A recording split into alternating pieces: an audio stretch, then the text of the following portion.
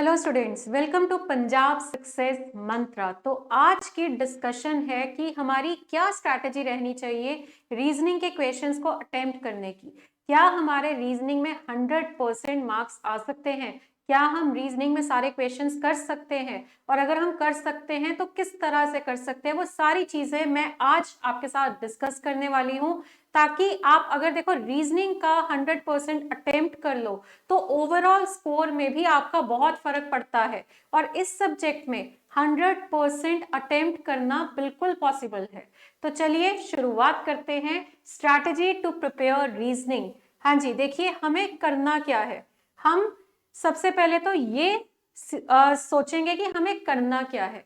देखो, आपने रीजनिंग के क्वेश्चंस यानी पूरा सिलेबस, सबसे पहला काम जो सबसे जरूरी काम होता है कि आपने सिलेबस पूरा का पूरा कंप्लीट करना है, उसके बाद ही आप कुछ कर पाएंगे, है ना। अगर आप सिलेबस कंप्लीट नहीं करते हैं, कई बच्चे बहुत इम्पेशेंट होते हैं, सिलेबस ही कंप्लीट नहीं करते हैं, कुछ टॉपिक्स करके आगे की नेक्स्ट स्टेप पे चले जाते हैं कि मॉक दे रहे हैं, प्रैक्टिस कर रहे हैं, क्विज कर रहे हैं, प्रीवियस पेपर कर रहे हैं। वो चीज सिर्फ वेस्ट ऑफ टाइम है।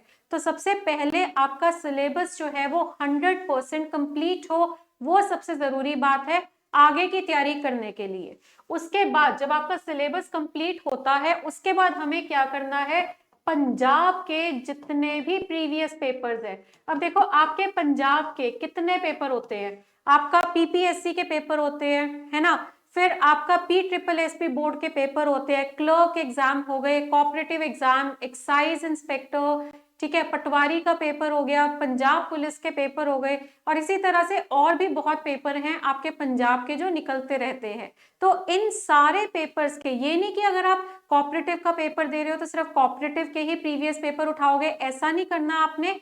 आप अगर कोऑपरेटिव का पेपर दे रहे हैं तो आपने पंजाब के, चाहे PSSB बोर्ड हो चाहे PPSC बोर्ड हो, आपने दोनों के सारे जितने पेपर आप कलेक्ट कर सकते हैं करिए, और आपने वो सारे प्रीवियस पेपर जो है वो सॉल्व करने हैं।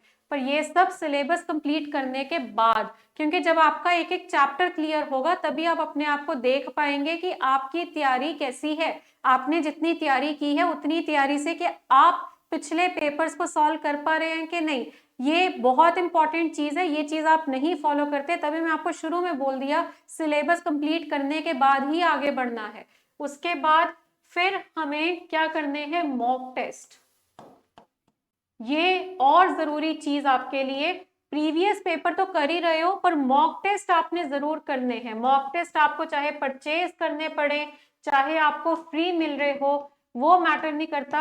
मैटर करता है कि आप जितने ज्यादा से ज्यादा मॉक टेस्ट करेंगे, उतनी ज्यादा आपकी प्रैक्टिस होगी, उतनी ज्यादा अच्छे से आपकी तैयारी होगी, उतनी आपकी स्पीड बनेगी, और पेपर में वो चीज आपको पूरा फायदा देगी।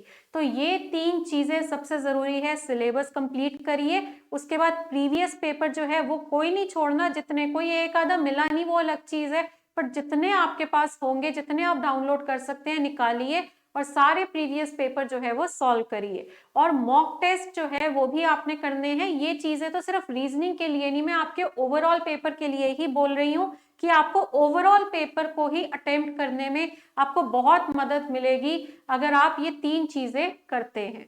अच्छा, अब अगर मैं रीजनिंग की बात करूं कि रीजनिंग में क्या टॉपिक्स हैं, क्या लेवल है, अगर मैं ये बात करूं, देखो पीपीएससी और PSSB बोर्ड, वैसे तो आपने सुना होगा कि PSSB बोर्ड के पेपर थोड़े से आसान होते हैं, पीपीएससी के जो हैं वो थोड़े से डिफिकल्ट होते हैं एज कम्पेयर टू PSSB, जबकि ऐसा कुछ नहीं है, आसपास लेवल है दोनों का, ठीक है। डिफिकल्टी लेवल कभी इस पेपर का ज्यादा आ जाता है, कभी उसका ज्यादा आ जाता है। तो ओवरऑल अगर मैं सारे पंजाब के पेपर्स की बात करूं, आपका डिफिकल्टी लेवल जो होता है वो इजी टू मॉडरेट होता है। हाँ जी, पेपर का डिफिकल्टी लेवल आपका इजी टू मॉडरेट होता है, ज्यादा टफ नहीं आता पेपर, ठीक है। बट आप, कई हैं बच्चे जो सिर्फ इजी लेवल की तैयारी करके जाते हैं और फिर उनको लगता है कि पेपर तो टफ आ गया। अगर वो मॉडरेट लेवल का होता है तो आपने तैयारी ही मॉडरेट लेवल तक की करनी है, ठीक है। ये नहीं कि आसान आसान सा करके चले गए, आप सिलेबस अच्छे से नहीं पूरा करते हो, ऊपर ऊपर से ब्लड रिलेशन है थोड़े से क्वेश्चन किए, रीजनिंग को लेके आप रहते हो कि हाँ ये तो हो ही जाती है। ये एक बहुत गलत चीज आपको बोली जाती है। देखो, रीजनिंग हो तो जाती है, पर समझने के बाद, पूरा समझोगे तभी सारा सॉल्व कर पाओगे, ठीक है। बिना पढ़े नहीं होती है रीजनिंग। तो आपको इजी टू मॉडरेट लेवल तक की तैयारी करनी है, क्योंकि मैक्सिमम टू मैक्सिमम आपका लेवल जो है पेपर का वो मॉडरेट लेवल तक जा सकता है, ठीक है। तो इजी टू मॉडरेट लेवल तो आप समझ गए। अब बात ये आती है कि टॉपिक कौन से करें। देखो टॉपिक्स की अगर मैं बात करूं, देखो coding decoding,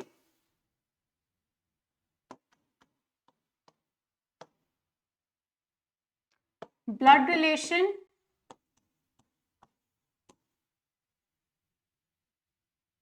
directions, ranking,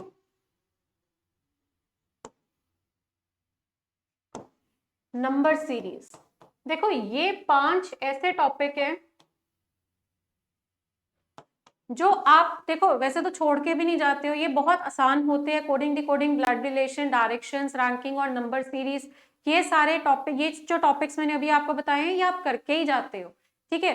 but ये भी है कि ये टॉपिक इंपॉर्टेंट भी है, तो ये अच्छी बात है कि आसान भी है इंपॉर्टेंट भी है, तो इनमें हमें दिक्कत नहीं आती, ये तो हम कर ही लेते हैं, ठीक है। पेपर में इसके question, blood relation, direction, coding decoding, ranking और नंबर सीरीज के क्वेश्चन तो हर बार हर पंजाब के पेपर में आपको मिलेंगे।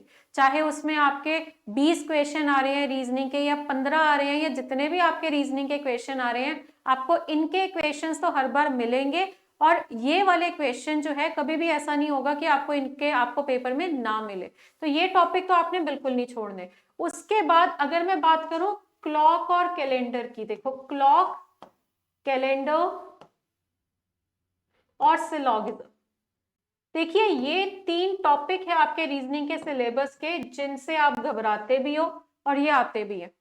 क्लॉक का क्वेश्चन भी आजकल बहुत आ रहा है। देखो ये पिछले जो मैंने आपको 5 बताए ना, ब्लड रिलेशन, डायरेक्शन, ये सब तो आपके बहुत पहले से आ रहे हैं और अभी भी आ रहे हैं। बट ये क्लॉक कैलेंडर का टॉपिक, क्लॉक कैलेंडर का क्वेश्चन जो है वो अभी रिसेंट अगर आप पेपर उठाओगे आपको सब में मिलेगा, चाहे वो एक एक क्वेश्चन दे, पर क्लॉक और कैलेंडर का क्वेश्चन पक्का मिलता है। और सिलॉगिज्म, ये जो 3 टॉपिक है ना, इन 3 टॉपिक को लेके आप हमेशा डर के साथ जीते हो कि क्लॉक में हमें अच्छे से नहीं आता, पता नहीं हम पेपर में कर पाएंगे कि नहीं, कैलेंडर हमें नहीं आता, सिलॉगिज्म हमें नहीं आता। तो ये 3 टॉपिक तो रीजनिंग की अगर तैयारी कर रहे हो ना, ये 3 टॉपिक को बहुत अच्छे से प्रिपेयर कर लो, ये 3 टॉपिक अच्छे से तैयार कर लो, क्योंकि ये 3 टॉपिक अगर आपने तैयार कर लिए, देखो पेपर में तो आना ही है। और अगर आप रीजनिंग सब्जेक्ट से अगर किसी वजह से डरते हो तो ये 3 है वो डर के कारण। तो इन 3 चीजों को अच्छे से तैयार कर लो ताकि आपका डर ही खत्म हो जाए रीजनिंग से। ये 3 चैप्टर्स जो हैं इंपॉर्टेंट होने के साथ साथ थोड़े से टेक्निकल है, रूल ज्यादा होते हैं, तो आपने इनको बहुत अच्छे से प्रिपेयर कर लेना है ताकि आप इन 3 चैप्टर्स के क्वेश्चंस बहुत आराम से कर पाओ, ठीक है। ये और इम्पॉर्टेंट तो है ही है जैसा कि मैंने आपको बताया। इसके बाद अगर मैं बात करूं पजल्स की, पजल्स जिसमें मैं सिटिंग अरेंजमेंट भी साथ में लेके चल रही हूँ। देखो पजल और सिटिंग अरेंजमेंट, ये 2 चैप्टर आप कहते हो ये हमारे पंजाब के पेपर में थोड़ा आते हैं, ये तो बैंकिंग के चैप्टर हैं, ऐसा अब नहीं रहा। हाँ लेवल का जरूर फर्क है, बैंक के पेपरों के लेवल के तो नहीं आते अभी आपके पंजाब के पेपर में, पर ऐसा नहीं है कि इन दोनों के क्वेश्चन ही नहीं आते हैं। आजकल अगर आप प्रीवियस पेपर उठाओगे, पजल्स के क्वेश्चन भी आपको मिलेंगे, सिटिंग अरेंजमेंट के क्वेश्चन भी आपको मिलेंगे। तो आपको ये 2 चैप्टर्स भी करने हैं, चाहे अपने लेवल तक के करने हैं, इजी टू मॉडरेट लेवल तक के करने हैं, पर ये 2 चैप्टर्स जो है इनको भी आप प्रिपेयर करेंगे ताकि आपका जो मतलब ओवरऑल रीजनिंग है वो पूरी 100% अटेम्प्ट हो सके। और मुश्किल तो ये देखो बिल्कुल भी नहीं है, आराम से हो जाएंगे ये 2 टॉपिक। और इसके बाद बचते हैं आपके जो होता है आपका नॉन वर्बल रीजनिंग। हाँ जी, नॉन वर्बल रीजनिंग जो है आपकी, ये जिसमें कि आपका mirror image, water image, paper cutting, paper folding, ये सारी चीजें आती हैं, ये भी आपके पेपर में आते हैं और ये आप कर भी लेते हो, ठीक है। बट फिर भी कई बार 1-2 क्वेश्चन आप छोड़ देते हो कि ये हो नहीं रहा, तो उनके भी ट्रिक्स है। तो बात अल्टीमेटली यही है, देखो शुरुआत में मैंने बोला सिलेबस पूरा करो, और अभी भी बात यही समझ आ रही है कि हम अगर सिलेबस पूरा नहीं करेंगे तो हम जो है अपनी ढंग से तैयारी नहीं कर पाएंगे। तो सिलेबस पूरा करिए, प्रीवियस पेपर करिए और मॉक टेस्ट करिए, अगर आप अपना पेपर चाहते हैं कि आपका एग्जाम जो है वो पंजाब का क्लियर हो।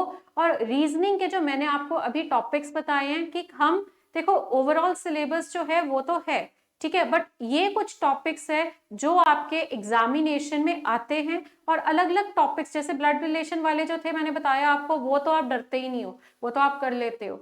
डर जिन टॉपिक्स का बैठा है और जिन्होंने पेपर में आना भी है, वो डर आपको निकालना है। और बाकी देखो, हम हमारे चैनल पंजाब सक्सेस मंत्रा पे जब भी आपका कोई पंजाब का पेपर आता है उससे पहले मैराथन सेशंस लेके आते हैं, जिसमें हम सारी चीजें डिस्कस करते हैं, जिसमें हम आपके संडे या सैटरडे जब भी आपका पेपर है उस एग्जाम में जो सब आ सकता है उस पर्टिकुलर एग्जाम में, वो सारी चीजें, वो सारे क्वेश्चन, वो सारे रूल्स हम उस मैराथन में डिस्कस करते हैं। और अभी तक जितनी भी हमने मैराथन कंडक्ट करी है, मैराथन में से ही बच्चों ने क्वेश्चन देखे हैं। जितने भी बच्चों ने हमें फीडबैक हमने जो बच्चों से लिया है, उनका यही कहना है कि उनके एग्जाम में जितने भी क्वेश्चन आए, या चाहे वो सेम क्वेश्चन ना भी हो, कम से कम वो रूल हमने मैराथन में डिस्कस किया था। तो हमारे चैनल पे आपने मैराथन सेशंस जो है वो जरूर अटेंड करने हैं, ताकि आपका कोई भी एग्जाम, आप पंजाब का कोई भी एग्जाम अगर दे रहे हैं तो वो क्रैक हो, और इस तरह से आप अपना पेपर जो है वो क्लियर कर सकते हैं। तो आज मैंने आपको जो जो बातें बताई हैं इनको फॉलो करिए। जिन चैप्टर्स को आप मजाक में लेते थे या जिन चैप्टर से डरते थे, उस डर को निकालिए। और जो जो आपके मन में डाउट्स हैं, मुझे उम्मीद है कि वो आज के सेशन में क्लियर हो चुकी है। और अब आप इस तरीके से अपनी तैयारी करके देखिए तो आप रीजनिंग में 100% अटेम्प्ट जो है वो बिल्कुल कर पाएंगे। Okay students, thank you so much.